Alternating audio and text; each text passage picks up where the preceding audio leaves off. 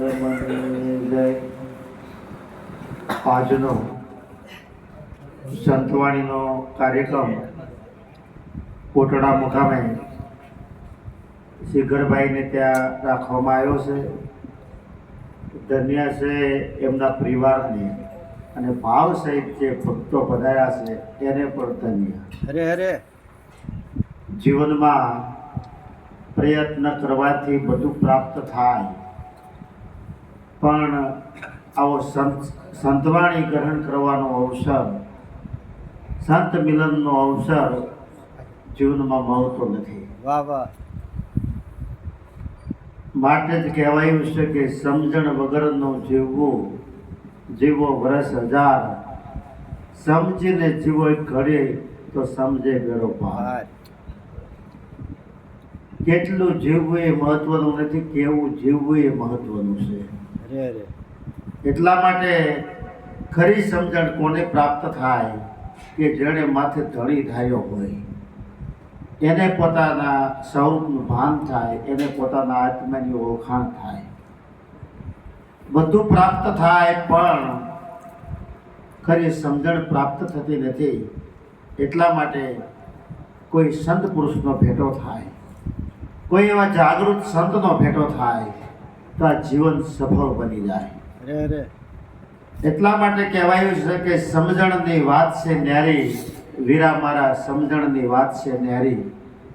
મીઠા સાકરની બે પુતળી બનાવી, રંગે રૂપે છે એક સરખી, પણ એક લાગે ગળી અને એક લાગે ખારી, એટલો સમજો અણસમજોમાં એટલો ફેર છે.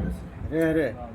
કારણ કે જે સમજુ પુરુષ હોય એનો શબ્દ છે એ શાંતિ સ્થાપે, પણ અણસમજુ હોય એના સંગમાં આપણે ગયા હી તો અશાંતિ ઊભી થાય. માટે સંતનો સંગ આ જીવનમાં જેટલો મળે ને એટલો ઓછો. એટલા માટે કહેવાયું છે કે આદિ વ્યાધિ અને ઉપાધિ સંતના સંગ વગર મળતી નથી, ત્રિવિધનો તાપ પણ મળતો નથી. એટલા માટે કારણ કે નિરખવાની દ્રષ્ટિ કોને મળે છે કે જેને જ્ઞાન અંજન સદગુરુએ આંજ્યું હોય ને એને નિરખવાની દ્રષ્ટિ મળે છે. અને આપણે જેમ તેમ બોલતા હોઈએ છીએ, પણ જેમ છે તેમ ક્યારે બોલાય કે સદગુરુનો શબ્દ જ્યારે હૃદય ધારણ કર્યો હોય ત્યારે જેમ છે તેમ બોલાય છે. આપણે પ્રપંચની વાતો સાંભળવી, નિંદાની વાતો સાંભળવી, પણ ધણી ધાર્યો હોય અને જેનું ઘટ પીટર અંજવાવું થયું હોય એને પછી આવી પ્રપંચની વાતો ગોઠતી નથી, એને સત્સંગની વાત ગોઠે છે. હરે હરે. માટે જ કહેવાયું છે કે શિર જાય પણ જૂઠ ના બોલો, એમ સત્ય સુણજો સૌ કાન, ભક્ત લાલજી પ્રગટ બતાવે દેહ સહિત ભગવાન. આ દેહ સહિત હોકારા કરનાર આ ખાટની અંદર અઘાટનું તત્વ વિલસર્યું છે, એ એની મહેરબાની વગર, ગુરુની કૃપા વગર એ સંભવતું નથી. માટે આ મુખે ક્યારેય અસત્ય ના આવવું જોઈએ, કારણ કે સત્યને વ્રત કહેવામાં આવે છે. શિર જાય પણ જૂઠ ન બોલો, એમ સત્ય સુણજો સૌ કાન, ભક્ત લાલજી પ્રગટ બતાવે દેહ સહિત ભગવાન. આ મુખો મુખ વાતું કરે છે. જે વિશ્વાસુ હોય, જેને ધણી ધાર્યો હોય, જેને દ્રષ્ટિ મળી હોય, એનાથી પરમાત્મા જરાય દૂર નથી. એટલા માટે જ કહેવાયું છે કે સંત આવે તો શું લાવે. સદગુરુ એટલા માટે કહેવાય આજરે સાહેલી, આંગણ સદગુરુ આવ્યા, સદગુરુ આવ્યા ને અમર વસ્તુ લાયા. સદગુરુ મહારાજ આવે તો નાશવંત વસ્તુ ન લાવે. સદગુરુ મહારાજ કરે દેહની વાત ન કરે, સદગુરુ મહારાજ કરે વ્યક્તિની વાત ન કરે. સદગુરુ મહારાજ તો વિધેય રૂપનું આપણને ઓળખાણ કરાવે છે. સદગુરુ મહારાજ વ્યાપક સાથે આપણી તાળી લગાડે છે. સદગુરુ મહારાજ હદમાં ક્યારેય ન રમાડે, સદગુરુ મહારાજ તો અનહદમાં રમાડે. આ સદગુરુની કૃપા છે. એટલા માટે એમ કહેવાય કે સદગુરુ આવે તો અમર વસ્તુ લાવે. આ જેટલું જેટલું દ્રશ્યમાં આવે, જેટલું જેટલું નજરમાં આવે, જેટલું જેટલું ઉત્પન્ન થાય એટલું પ્રલય થાય, અને જેટલું જેટલું નજરે દેખાય એ નાશવંત છે, પણ જે નજરથી બહારનું જે છે એ ગુરુગમ દ્રષ્ટિમાં આવે છે. એટલા માટે જ કહેવાયું છે કે ઘણા રે દિવસનો મારે ઘોર અંધારો, અજ્ઞાન અંધારે હોતો અવોય અથડાવી. કયું અંધારું હતું? અજ્ઞાન અંધારે હોતો અવોય અથડાવી. ઘણા રે દિવસનું મારે ઘોર અંધારો, પણ સદગુરુ આવ્યા ને તો આ દેહ રે દેવળમાં દીવડીઓ વાસ્યો, વિના વાટે દીવો રૂપ વગરનો. ગુરુ મહારાજે આ દેહની અંદર આ દેહ દેવલ કહેવાય, દેહ મંદિર કહેવાય, એમાં જ્યોત પ્રગટ કરી. અને એ જ્યોત એટલે આત્મ જ્યોત. કારણ કે આત્મા અમર છે, આત્મા શાશ્વત છે, આત્મા અમર છે, અવિનાશી છે, બીજું બધું નાશવંત છે.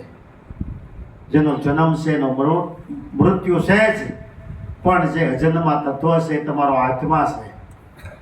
એટલા માટે એમ કહેવામાં આવે છે કે રસ્તો છે ને એ રસ્તો જેમનો તેમ હોય છે, વાહન આવી જાય છે.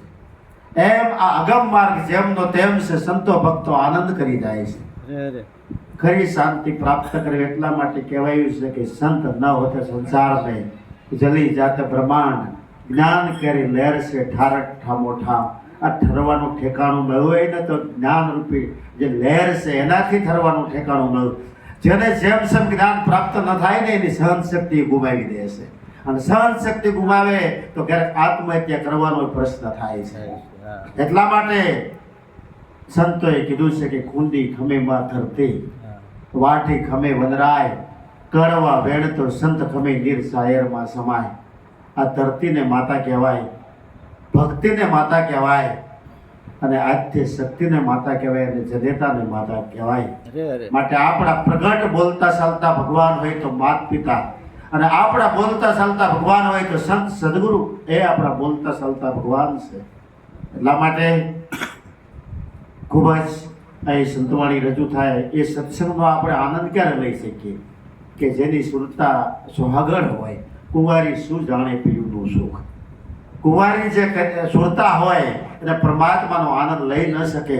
પરમાત્મા તમારી જરાય એક તલભાર ઓછો નથી, દોરાવા શેઠો નથી. વાહ, વાહ. અને એની ઈચ્છા વગર એક મટકું મારી ન શકાય, એની ઈચ્છા વગર એક શબ્દ બોલી ન શકાય. વાહ, વાહ. એટલા માટે કહેવાયું છે કે બોલે એ બીજો નહીં, સે પરમેશ્વર પોતે, નર અજ્ઞાની આંધો શેઠો રહીને ગોતે.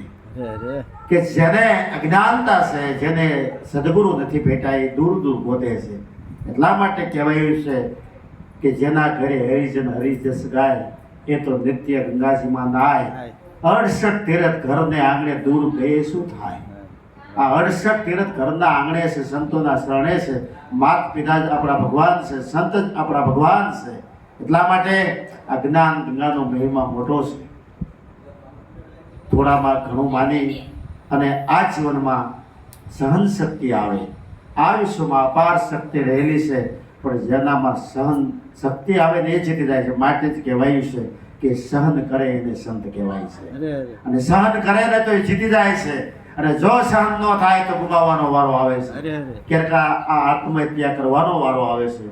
માટે આ જીવનમાં એવું છે, આ જીવનમાં વાણીમાં વિવેક આવે, નિરખવાની દ્રષ્ટિ આવે, અને આ જીવનમાં જેટલી સેવા કરીને એટલી ઓછી પડે. માટે ઉઠ જાગ મુસાફિર ભર ભયા. હમણાં આ જીવન યાત્રા પૂરી થઈ જશે, આવેલો શ્વાસો ફરી આવે કે ન આવે એની કોઈ ગેરંટી નથી. માટે વહેલી તકે ચેતવાની જરૂર છે.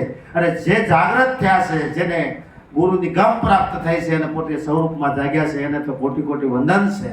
પણ હજે જે અજ્ઞાન અંધારામાં એવું મોહ નિદ્રામાં જો પડતા હોય તો વહેલી તકે જાગવાની જરૂર છે, અને સ્વરૂપમાં સ્થિર થવાની. કારણ કે 80 વર્ષ થાય ને તો એ મોહ નિદ્રા મળતી નથી. આજે આવેલી નિંદર તો સવારમાં નિંદર પૂરી થઈ જાય, પણ મોહ નિદ્રા મળતી નથી. અને મોહમાંથી જ આ મોહ માયામાંથી જ અનેક અજ્ઞાનતા ઊભી થાય છે.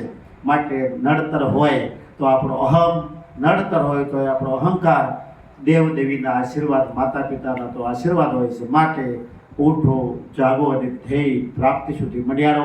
આપણું ધ્યેય ખાવું પીવું મોજ મજા એ જ આપણું ધ્યેય નથી. આપણું ધ્યેય નિજ સ્વરૂપને જાણીએ, આત્માની ઓળખાણ કરીએ, અને આત્મા એ જ તમારું સ્વરૂપ છે. ત્રણ કાળમાં દેહ તમે નથી, એવી નિષ્ઠા રાખી અને અહીં સંતવાણી રજૂ થાય એમાં લક્ષ આપવી. બોલો સદગુરુ મહારાજ કી જય. વાહ વાહ